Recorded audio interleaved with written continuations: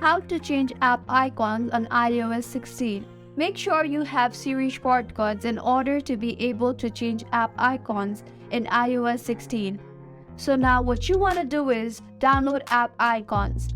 You can download from your browser, but I personally prefer Pinterest for downloading images because it is so much more convenient. So I will open the Pinterest app and search for iOS icons. You can see I have the icons now.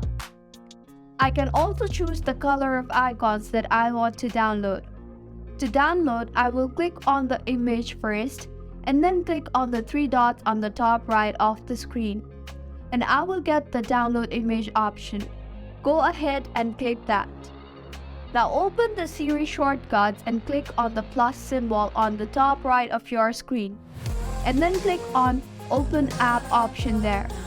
Now click on the app option and search for the app that you want to change the icon of. After that, you will see a share button on the bottom of your screen. Click on that and then click on Add to Home Screen option.